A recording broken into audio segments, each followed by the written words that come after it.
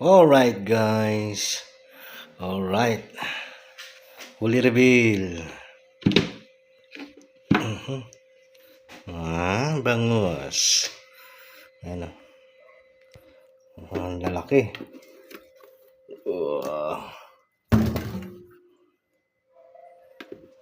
Yan. Marami pa akong nakawalang ganito kalalaki. Hindi kinaya ng mga setup ko. Ito yung mga kinaya lang. Yan o. Tapos meron pa tayo dito mga good size. Yan ang dami yan. Mga ganito lang kalalaki.